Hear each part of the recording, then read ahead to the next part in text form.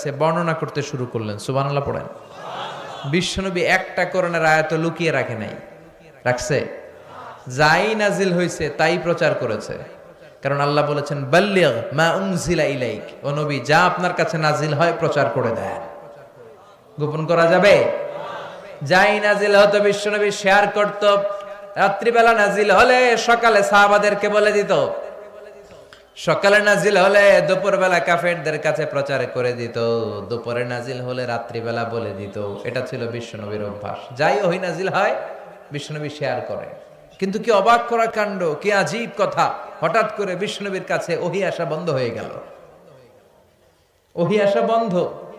সাইয়েদনা জিবরাইল আসেন না, কোরআন নাজিল হয় না, ওহী আসে না। ফলে উনি দাওয়াতি কাজও করতে পারে না। উনি কি বলবে? কারণ ওমা ইয়ানতিকু আনিল হাওয়া ইন হুয়া ইল্লা ওয়াহয়ুই ইউহা। নবী মন গড়া কিছু বলতেন না, তিনি রেভেলেশন, ওহী, প্রত্যাদেশ, সিক্রেট মেসেজ আল্লাহর কাছ থেকে যা পেতেন শুধু ওইটাই শোনাতেন। সুবহানাল্লাহ পড়ে। তার মানে আমার নবীর অভ্যাস ছিল কোরআন যা নাজিল হতো বলে দিতেন, প্রচার করতেন, মানুষের সাথে শেয়ার করতেন। কিন্তু হঠাৎ কোরআন নাজিল করা বন্ধ করে দিল কে?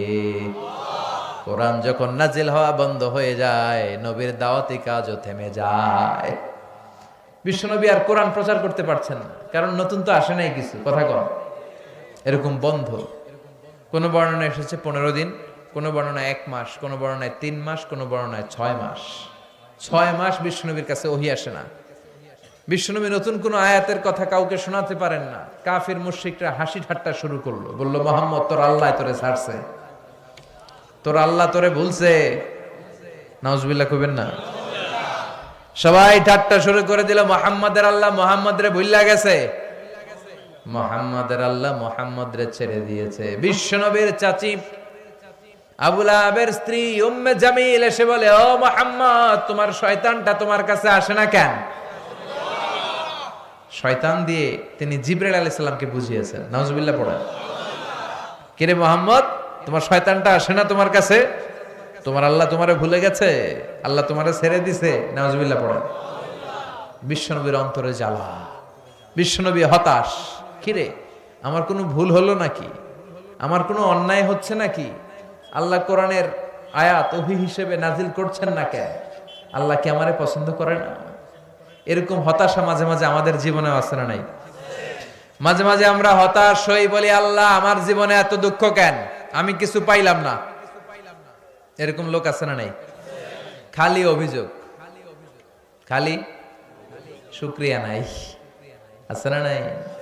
কই কিছু পাইলাম না, কিছু হইলাম না, আল্লাহ কিছু দিল না আমারে, খালি ওরে দেয় ওরে দেয়, আমারে দেয় না কে? আছে না নাই? আল্লাহরে গালি মারে। বিষ্ণু বলেন লা তানজুর ইলা মান হুয়া আ'লা মিনকা, তোমার চেয়ে যে ভালো আছে ওর দিকে তাকায় না। উনজুর মান হুয়া আসফালা মিনকা, তোমার চেয়ে যে খারাপ অবস্থায় আছে একটু তাকাও। তুমি যে অবস্থানে থেকে অসুখী, সন্তুষ্ট না, অনেকে এই অবস্থানে আসার জন্য চেষ্টার সংগ্রাম চালিয়ে যাচ্ছে। তোমার অবস্থানে আসাটা অনেকের কাছে স্বপ্ন, তারা স্বপ্ন দেখে যে তোমার জায়গায় পৌঁছবে। সুবহানাল্লাহ কইবেন না? শুকরিয়া নাই। এই কথা কিসের? কি হয়েছে আপনার? What happen to you? Stop. কোনো কথা নাই। আপনি যে জায়গায় আছেন এই জায়গায় পৌঁছার জন্য অনেকে সংগ্রাম করতেছে, আছে না নাই? তারপরও না শুকরিয়া করবেন না কেন? ঠিক যেই মুহূর্তে আমরা আলোচনা শুনতেছি আরামসে প্যান্ডেলের নিচে বসে, শীত না গরম না, আবহাওয়াটা সুন্দর না, ঠিক এই মুহূর্তে অনেকে হাসপাতালের বেডের মধ্যে শুয়ে শুয়ে মৃত্যুর প্রহর গুনছে।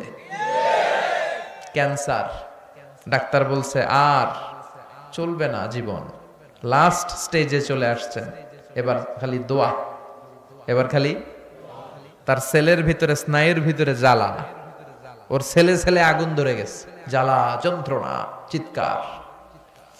ঠিক যে মুহূর্তে আমরা এখন কথা শুনছি এই মুহূর্তে চকবাজারের অগ্নি দুর্ঘটনায় যারা নিহত হয় নাই, আহত হয়েছে, হসপিটালের বার্ন ইউনিটে দেহের অর্ধেক, কারো 70%, কারো 60% দেহের অঙ্গগুলো জ্বলে গিয়েছে। ওরা সেখানে চিৎকার আর মাতম। আমরা ওদের চেয়ে ভালো আছি না নাই? ঠিক যে মুহূর্তে আমরা আলোচনা শুনছি ঠিক এই মুহূর্তে অনেকে হাইওয়েতে, মহাসড়কে দুর্ঘটনার কবলে। ডাকাতের কবলে, অনেকে প্রচন্ড অসুস্থ আছে না নাই? আহা, শুকরিয়া আমাদের নাই। শুধু না শুকরিয়া পাইলাম না রে, আল্লাহ দিল না রে, কিছু হইল না রে, নিজে যে চেষ্টা করে না ওইটা কয় না। ওয়াল্লাইসা লিল ইনসানি ইল্লা মা সা, মানুষ চেষ্টা করলে সব পায়, ঠিক কি না? চাওয়ার মতো চাইলে তারে সব দিয়ে দেয় কে? বিশ্বনবী টেনশনে পড়ে গেলেন, কিরে ঘটনা কি, ওহী নাজিল হয় না কেন? কোনো ভুল হলো নাকি, অন্যায় হলো নাকি, কোনো ত্রুটি করে ফেললাম নাকি?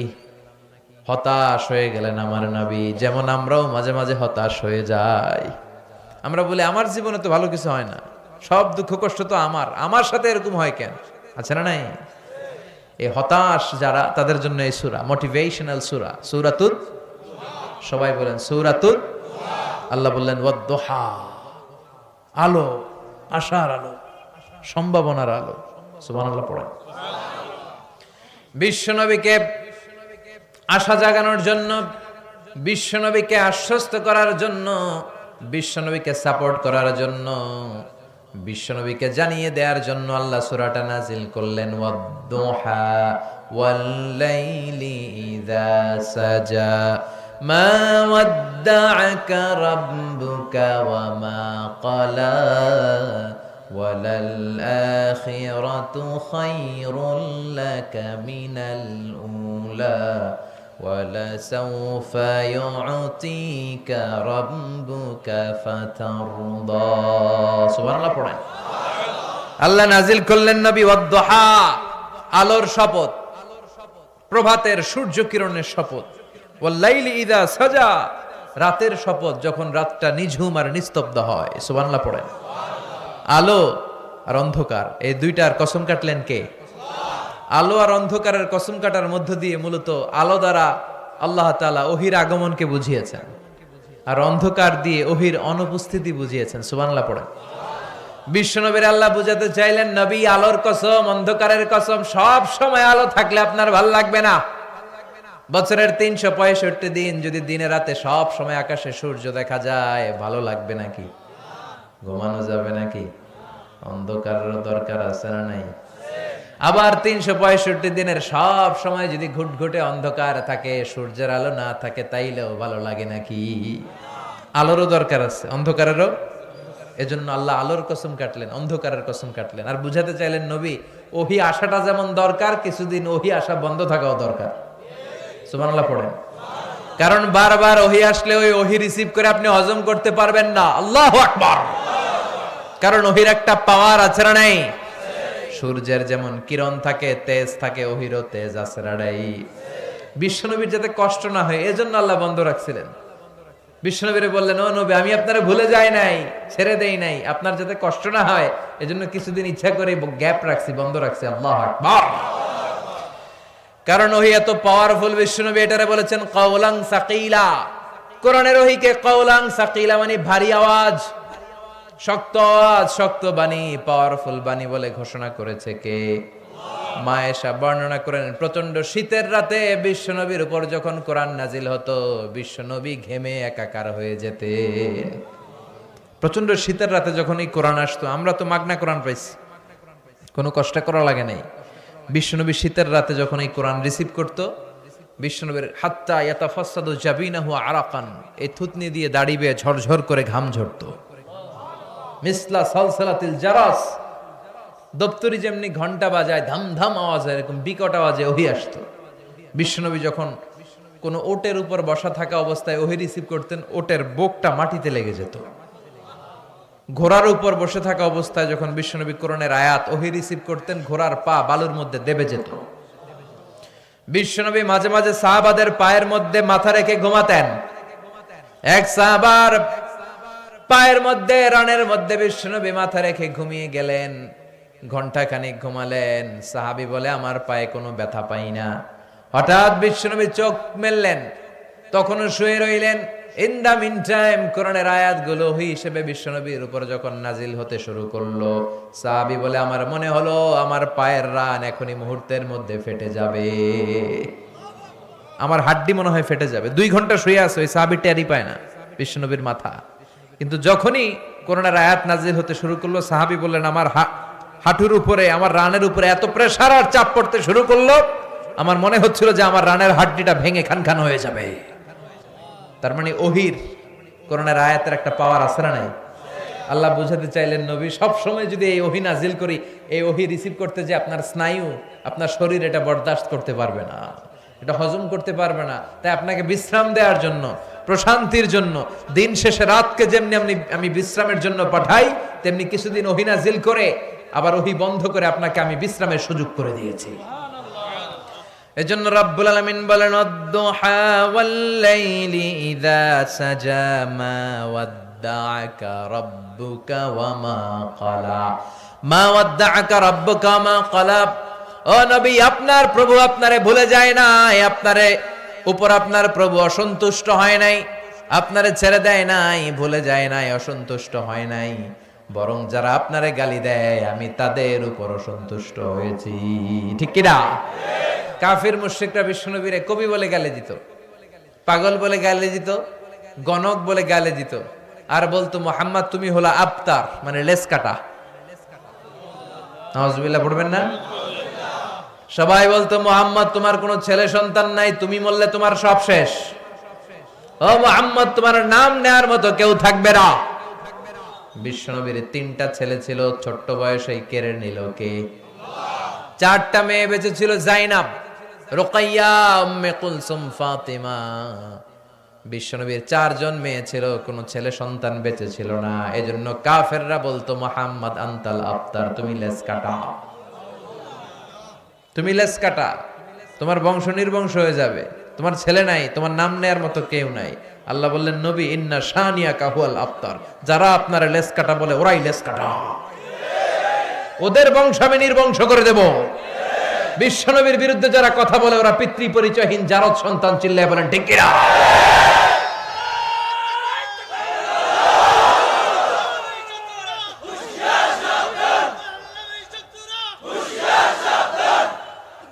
বিশ্বনবীর সম্মান ইটস অ্যান এক্সক্লুসিভ ইস্যু। এই ইস্যুতে কোনো বিএনপি নাই, আওয়ামী লীগ নাই, জামাত ইসলাম নাই, জাতীয় পার্টি নাই, হেফাজত ইসলাম নাই। কথা কন? কোন পীরের মুরিদ আমরা বুঝি না, কোন তাবলিগ জামাত বুঝি না, বিএনপি আওয়ামী লীগ বুঝি না। বিশ্বনবীর সম্মান নিয়ে কটূক্তি করলে ওকে ছেড়ে দেওয়া হবে না, চিল্লায় এখন ঠিক কিনা? গোটা বাংলার মুমিন একসাথে থাকবে। কথা কন? কারণ এই নবী আমার জন্য কেঁদেছে দুনিয়ায়, এখনো শুয়ে শুয়ে কাঁদে তার কবরে। এই নবীর সুপারিশ ছাড়া আমার জান্নাতে ঢোকা কঠিন হয়ে যাবে। এজন্য এই নবীর সাথে বেয়াদবি করলে ওরে বরদাস্ত করা হবে না, চিল্লায় বলেন ঠিক কিনা? এজন্য আল্লাহ ডেকে বললেন, নবী মা ওয়াদ্দাআকা রাব্বুকা ওয়া মা ক্বালা, আপনার প্রভু আপনারে ভুলে যায় নাই, ছেড়ে দেয় নাই। ওরা আপনারে বলে লেস কাটা, নির্বংশ, বরং যারা আপনারে লেস কাটা বলে গালি দেয় তারাই লেস কাটা, ওরাই লেস কাটা, ওরাই লেস কাটা, ওদের বংশ আমি নির্বংশ করে দিব। কিন্তু বিশ্বনবীর নাম, নিশানা, প্রশংসা কিয়ামত পর্যন্ত আছে না নাই? As a father, as a teacher, as a leader, as a commander, as a reformer of the society, Muhammad is the superman of the world. স্বামী হিসেবে, বাবা হিসেবে, নেতা হিসেবে, নবী হিসেবে মুহাম্মদ সাল্লাল্লাহু আলাইহি ওয়াসাল্লাম হচ্ছে এই পৃথিবীর একজন সুপারম্যান। আল্লাহু আকবার পড়েন। এজন্য এই নবীর সাথে কারো কোনো তুলনা চলে না। এরপর আল্লাহ বললেন, নবী ওয়ালাল আখিরাতু খায়রুল লাকা মিনাল উলা। ও নবী, দুনিয়া দুনিয়া করা যাবে না, দুনিয়াটা হলো একেবারে ক্ষণিকের, আখিরাত হলো স্থায়ী। সুবহানাল্লাহ পড়েন। আখিরাত আপনার জন্য শ্রেষ্ঠ। বাল তুফিরুনাল হায়াতাদ দুনিয়া ওয়াল আখিরাতু খায়রু ওয়া আবাকা। এই পৃথিবীর অনেকে দুনিয়া দুনিয়া করে, দুনিয়ার জন্য পাগল, দুনিয়া নিয়ে টেনশন, দুনিয়া নিয়ে চিন্তা, আখিরাত নিয়ে কোনো ভাবনা নাই। আল্লাহ ডেকে বলে, ও দুনিয়ার মানুষ, এই দুনিয়াটা স্থায়ী নয়, আখিরাত হলো স্থায়ী। স্থায়ী কি দুনিয়া না আখিরাত? কথা বলেন। কবরে যাওয়া লাগবে কি লাগবে না? কবরে যাবেন না? কে কে হাত তোলেন? হাত তুলুকা। একদিন মাটির ভেতরে হবে ঘর রে মন আমার, কেন বাঁধো দালান ঘর, প্রাণ পাখি উড়ে যাবে পিঞ্জর ছেড়ে, ধরা ধামে সবই রবে তুমি যাবে চলে, বন্ধু বান্ধব যত মাতা পিতা দ্বারা সুত সবই হবে তোমার পরে, মন আমার কেন বাঁধো দালান ঘর, একদিন মাটির ভেতরে হবে ঘরে, মন আমার কেন বাঁধো দালান ঘর। চিল্লায় বলেন ঠিক কিনা? থাকতে আসছি, চলে যেতে হবে। এজন্য শ্রেষ্ঠ এবং স্থায়ী কি দুনিয়া না আখিরাত? আল্লাহ সেটাই বললেন, ওয়ালাল আখিরাতু খায়রুল লাকা মিনাল উলা। ও নবী, দুনিয়ার জীবন আসল জীবন নয়, আখিরাতের জীবন হলো শ্রেষ্ঠ জীবন। এজন্য সাময়িক ওরা উল্টাপাল্টা অনেক কিছু বলে, আপনি কান দিয়েন না।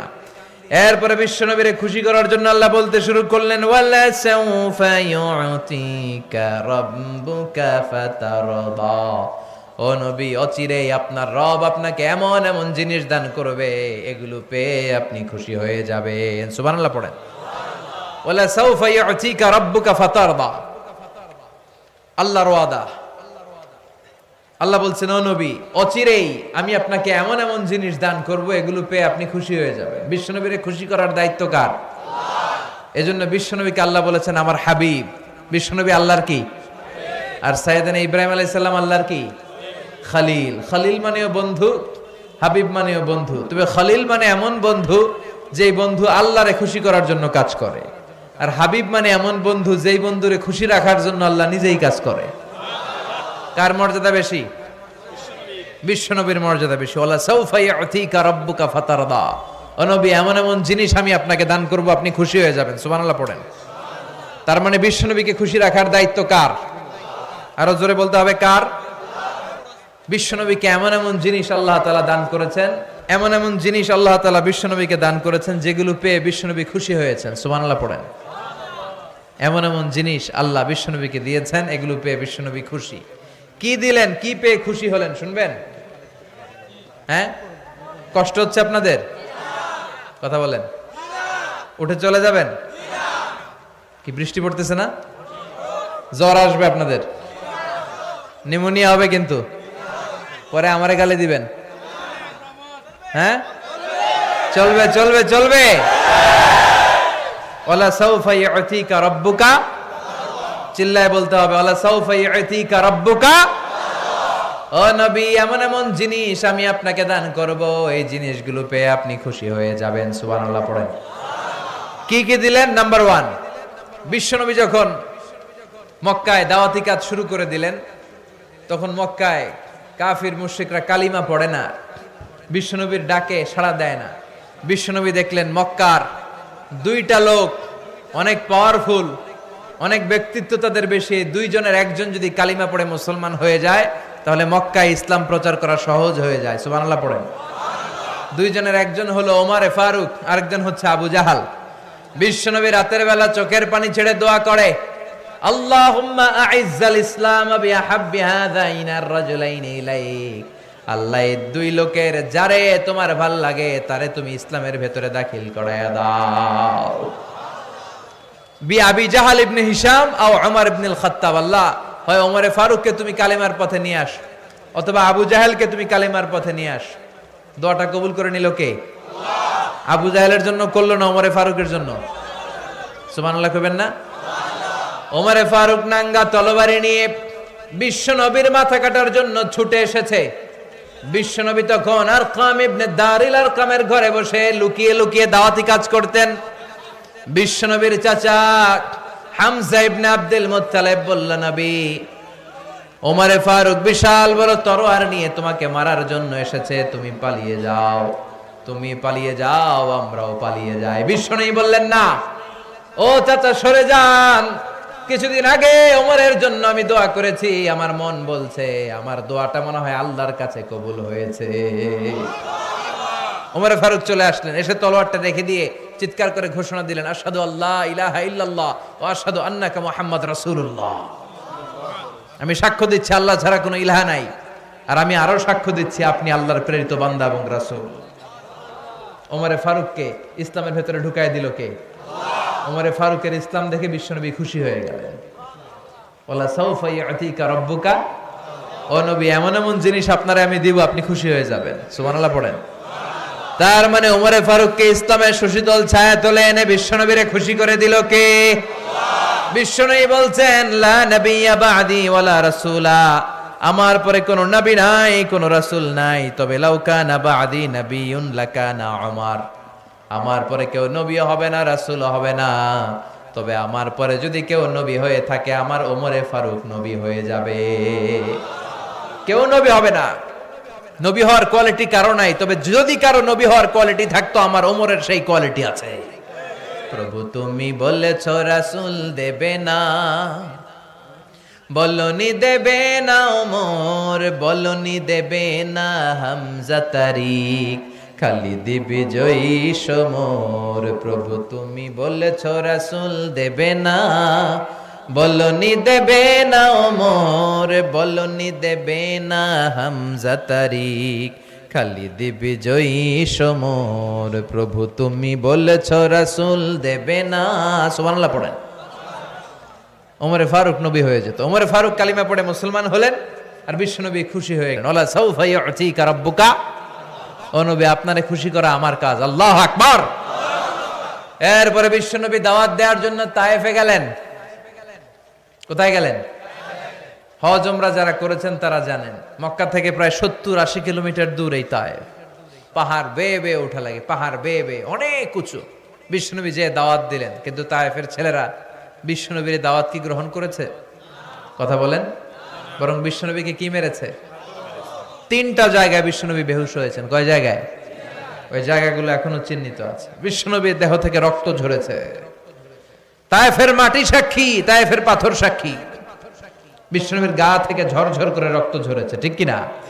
খেয়ে না খেয়ে দিন প্রচারের কাজে নিজেকে দিয়েছ বিলিয়ে, তায়েফের কাফিরের সালাম জানিয়েছে, সেটা হচ্ছে খাদিজা। আবার বিশ্বনবী বলছেন আল্লাহ কিয়ামতের কঠিন দিন, যেদিন ভাই ভাইরে চিনবে না, বন্ধু বন্ধুরে চিনবে না, যেদিন পীর সাহেব মুরিদরে চিনবে না, মুরিদ পীর সাহেবরে চিনবে না, স্বামী স্ত্রীরে চিনবে না, স্ত্রী স্বামীরে চিনবে না, এই কঠিন দিনে আল্লাহ আমি যেন আমার কলিজার টুকরা খাদিজারে ভুলে না যাই। এই খাদিজা রাদিয়াল্লাহু তাআলা আনহা জীবন বিশ্বনবী এরপর একটার পর একটা বিজয় দান করতে শুরু করলেন। বদরের বিজয় দান করলো কে? উহুদের বিজয় দান করলো কে? মক্কা বিজয় দান করলো কে? মক্কা যখন বিজয় হলো বিশ্বনবী সবাইরে ক্ষমা করে দিলেন। সুবহানাল্লাহ পড়েন। শুধু বড় বড় যুদ্ধাপরাধী যেগুলো ওগুলোর মারলেন, বড় বড় যুদ্ধাপরাধী যেগুলো ছিল অত্যাচারী এগুলোর মেরেছেন, বাকি সবাইকে বিশ্বনবী মাফ করে দিয়েছেন। সুবহানাল্লাহ পড়েন। ঐতিহাসিকরা তো অবাক, তারা বলতে বাধ্য হয়েছে, in the long history of the world there is no instance of magnanimity and forgiveness which was shown by Muhammad when all of his enemies laid under his feet and he forgave them one and all. পৃথিবীর ইতিহাসে এমন কোথাও নাই যারা সবাই অত্যাচার করলো, মারলো, ধরলো, গৃহহারা করলো, বাড়িহারা করলো, তিনি যখন আবার ওই এলাকায় এসে বিজয় করলেন, মক্কা বিজয় হলো, সব শত্রুরা তার পায়ের নিচে পড়েছিল, চাইলে পিষে মারতে পারতেন, কিন্তু তা না করে তিনি বললেন যাও ক্ষমা করে দিলাম। ওরা আমাদেরকে ভদ্রতা শিখায়, ইউরোপ আমেরিকা আমাদেরকে মানবাধিকার শিখায়, বেটা তোদের মুখে মানবাধিকারের কথা মানায় না, চিল্লায় বলেন ঠিক কিনা? এক ইরাক যুদ্ধে, এক আফগান যুদ্ধে, এক প্রথম বিশ্বযুদ্ধে, দ্বিতীয় বিশ্বযুদ্ধে লক্ষ লক্ষ মানুষকে ওরা পাখির মতো গুলি করে মেরেছে, চিল্লায় বলেন ঠিক কিনা?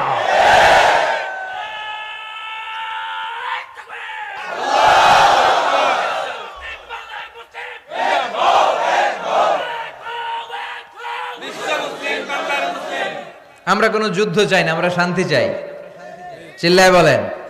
যুদ্ধ নয় আর যুদ্ধ নয়, নয় আর কোন তাজালাশ, এই পৃথিবী আমাদের সকল মানুষের হোক নিরাপদ আবাস, এই পৃথিবী আমাদের সকল মানুষের হোক নিরাপদ আবাস। We don't want to see any war in the whole world. We don't want to see any war in the whole world. চিল্লায় বলেন ঠিক কিনা? মানবাধিকারের কথা মানায় বিশ্বনবীর মুখে, শান্তির কথা মানায় বিশ্বনবীর মুখে, ডোনাল্ড ট্রাম্পের মুখে শান্তির কথা মানায় না, ইউরোপ আমেরিকার কোন দোসরের মুখে শান্তির কথা মানায় না। শান্তি প্রতিষ্ঠা করেছে ইসলাম, মানবাধিকার প্রতিষ্ঠা করেছে ইসলাম, শান্তির নমুনা দেখিয়েছে বিশ্বনবী। চিৎকার করে বলেন ঠিক কিনা? বিশ্বনবী শান্তির বাণী শিখিয়েছেন। বিশ্বনবী চাইলে সবাইকে মাফ করে দিতে পারতেন, কিন্তু তারপরেও বিশ্বনবী চাইলে সবার উপর প্রতিশোধ নিতে পারতেন, কিন্তু তারপরও বিশ্বনবী সবাইকে মাফ করে দিয়েছে। সুবহানাল্লাহ পড়েন। তার মানে একটার পর একটা বিজয়, মক্কা বিজয়, বদরের বিজয়, উহুদের বিজয় দান করে বিশ্বনবীর মনটাকে ঠান্ডা করে দিল কে? ওয়ালা সাউফা ইউতিকা রাব্বুকা।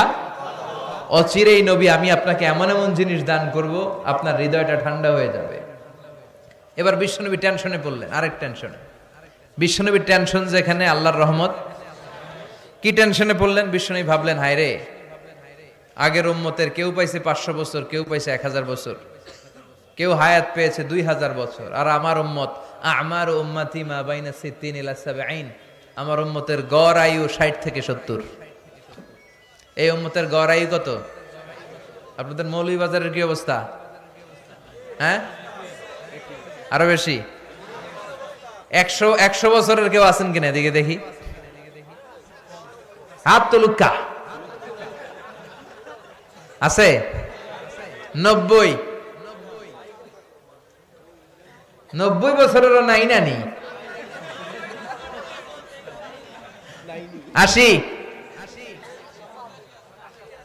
80ও নাই। আলহামদুলিল্লাহ, পাওয়া গেছে একজন। আমার উম্মতি মা বাইনা 60 ইলা 70। বিশ্বনবী বললেন আমার উম্মতের গড় বয়স 60 থেকে 70। হাজার হাজার বছর হায়াত পেয়েছে আগের উম্মতেরা, তারা ইবাদত করার সুযোগ পেয়েছে বেশি। আমার গুনাহগার উম্মত তো সুযোগ পাইল না। আমার গুনাহগার উম্মত মাত্র 60 থেকে 70 বছরের মধ্যে দুনিয়া থেকে বিদায় নিবে। আমার উম্মতের কি হবে? আল্লাহরে ডেকে বলে, মাবুদ, কোন কোন উম্মত হায়াত পেয়েছে 1000 বছর, কেউ পেয়েছে 2000, কেউ পেয়েছে 3000। আমার উম্মত পেয়েছে 60 থেকে 70। আগের উম্মতের লোকেরা ইবাদত করার সুযোগ পেয়েছে বেশি।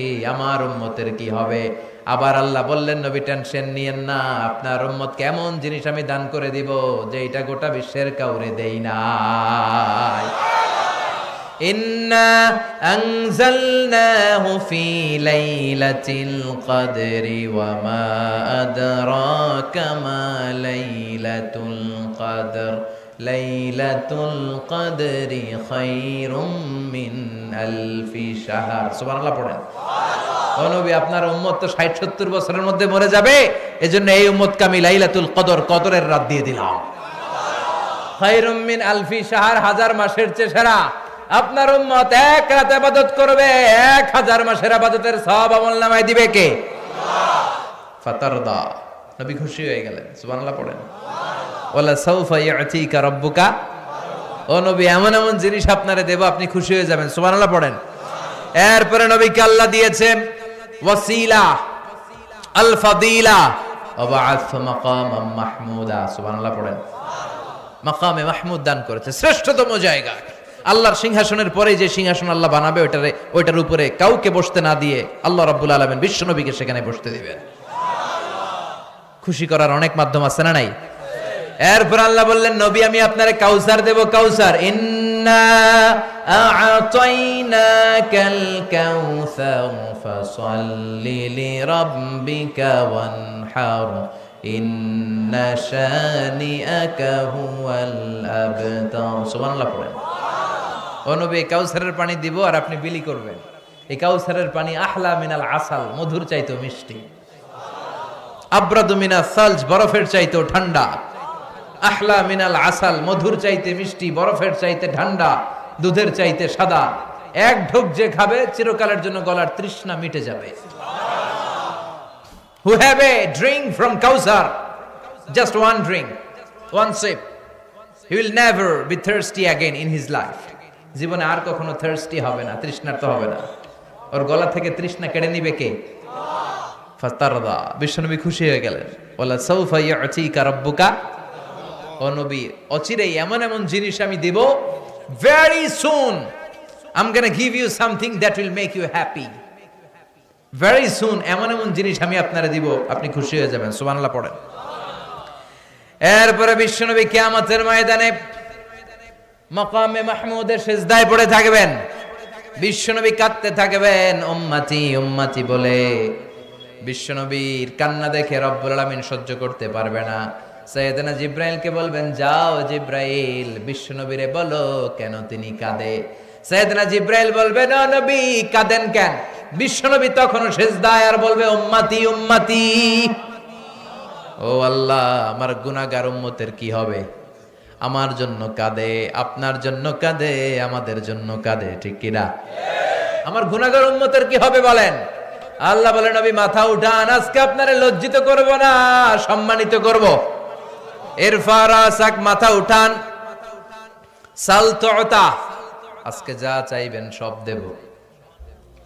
ওয়াশফা তুশাফা, আমার সামনে আজকে সুপারিশ করার স্পর্ধা কারো নাই, সবার আগে সুপারিশ করবেন আপনি। যার জন্য সুপারিশ করবেন কবুল করে নেব। ফাতারদা, বিশ্বনবী আবার খুশি হয়ে যাবেন। সুবহানাল্লাহ পড়েন। সুপারিশ টুপারিশ শেষ, এখনো জান্নাতে ঢুকা হয় নাই, আবার নবী পেরেশান, জান্নাতে ঢুকতে পারি কিনা। বিশ্বনবীর হাতে একটা পতাকা শোভা পাবে, ওই পতাকার মধ্যে লেখা থাকবে আলহামদু। কি লেখা থাকবে? আলহামদু। এটাকে বলে লিওয়াউল হামদ, প্রশংসার পতাকা। বিশ্বনবী এই প্রশংসার পতাকা নিয়ে জান্নাতীদেরকে নিয়ে ছুটবেন জান্নাতের দিকে। জান্নাতের দরজায় এসে ফাকরা বাবাল জান্নাহ, জান্নাতের দরজায় সর্বপ্রথম নক করবেন বিশ্বনবী। এরকম নক করবেন, নক করার সাথে সাথে ফাফুতিহা, খুলে দেওয়া হবে। ফাকালা খাজিনুল জান্নাহ, জান্নাতের রক্ষী ফেরেশতারা বলবে, মান আনতা, আপনি কে? বিশ্বনবী বলবেন, আনা মুহাম্মদ, আমি মুহাম্মদ। রক্ষী ফেরেশতারা বলবে, আল্লাহ আমাদেরকে সেট করছে এই জন্য যে আপনি আসার আগে কারো জন্য যেন না খুলি। ফাতারদা ওয়ালা সাউফা ইউতিকা রাব্বুকা। তার মানে বিশ্বনবীর যেখানে মন খারাপ, ওইখানে আল্লাহর কিছু খুশি করে দেওয়ার মাধ্যম আছে না নাই? এজন্য আল্লাহ বললেন, ওয়াদ-দুহা ওয়াল-লাইলি ইযা সাজা মা ওয়াদ্দা'আকা রাব্বুকা ওয়া মা ক্বালা ওয়ালাল আখিরাতু খায়রুল লাকা মিনাল উলা ওয়ালা সাউফা ইউতিকা রাব্বুকা ফাতারদা। সুবহানাল্লাহ পড়ে। যেখানে আপনি অখুশি, ওইখানে আমি আপনারে খুশি করে দিব। নবী খবরদার, হতাশ হবেন না, নিরাশ হবেন না, হাল ছাড়বেন না, ভরসা রাখুন কার উপর? এরপরে বিশ্বনবীকে আল্লাহ কি কি নিয়ামত দিয়েছেন বলতে শুরু করলেন। বিশ্বনবীকে যে তিনটা দামি নিয়ামত আল্লাহ দিয়েছেন সেটার কথা আল্লাহ বলবেন। এরপরে বিশ্বনবীকে তিনটা কর্মসূচির কথা জানিয়ে সূরাটা আল্লাহ ক্লোজ করবেন। শুনবেন নাকি এখনই ক্লোজ করে দিব? শুনবেন শুনবেন? জি হয়, সবাই কোক্কা জি হয়।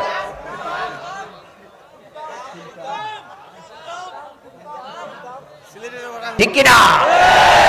সব জায়গায় সিলেটি আছে না নাই? আল্লাহ সিলেটিদেরকে তুমি কবুল করো, আমরা পড়ি আমিন। বিশ্বনবীকে আল্লাহ তাআলা কোন তিনটা অনুগ্রহ দিয়েছে শুনবেন, আর কোন তিনটা কর্মসূচির কথা বলেছে শুনবেন। রব্বুল আলামিন বলেন, আলাম ইয়াজিদকা ইয়াতীমান ফাআওয়া। ও নবী, আমি কি আপনাকে এতিম পাই না, আর আশ্রয় দেই না? সুবহানাল্লাহ পড়েন। বিশ্বনবীকে এতিম অবস্থায় আশ্রয় দিয়েছে কে? বিশ্বনবী যখন মায়ের পেটে, বাবা নাই, 6 বছর বয়সে মা নাই, দাদা আব্দুল মুত্তালিবের কাছে লালন পালন, 8 বছর বয়সে দাদাও নাই, এবার চাচার কাছে লালন পালন। এই লালন পালনের ব্যবস্থাগুলো বিশ্বনবীর জন্য করে দিয়েছে কে? বিশ্বনবীরে বললেন, ও নবী, আমি কি আপনার এতিম অবস্থায় লালন পালনের ব্যবস্থা করে দেই নাই? মানে যেখানেই আপনার বিপদ ওইখানে তো আমি আছি, তো টেনশন কিসের? সুবহানাল্লাহ কইবেন না? 2 নাম্বার অনুগ্রহ, ওয়াজাদাকা দাল্লান ফাহাদা। ও নবী, আমি আপনাকে এমন অবস্থায় পেয়েছি, আপনি সঠিক পথের রাস্তা খুঁজতেছিলেন, আমি আপনাকে পথ দেখিয়েছি। সুবহানাল্লাহ। ওয়াজাদাকা দাল্লান, আমি আপনাকে গোমরা পেয়েছি, এমনটা বলা যাবে? বিশ্বনবী গোমরা ছিলেন না, বিশ্বনবী পথ খুঁজছিলেন। You are searching the right path, then I guided you to the correct path. আপনি সঠিক পথ কোনটা এটা খুঁজছিলেন, একজন পথিক কোন দিকে যাবে, এইটা কমলগঞ্জের রাস্তা না এইটা, আল্লাহ বলে দিলেন ওইটায় যাও না এইটায় যাও। সুবহানাল্লাহ পড়ো। ফাহাদা, আপনি পথ খুঁজছিলেন 40 বছর, মহাসত্যের সন্ধানে ছিলেন 40 দিন হেরা গুহায় আপনি আমাকে খুঁজছিলেন, আপনি পথ খুঁজে পাচ্ছিলেন না নবী, আমি নিজে আপনাকে পথ দেখিয়েছি। চিল্লায় এখন ঠিক কিনা?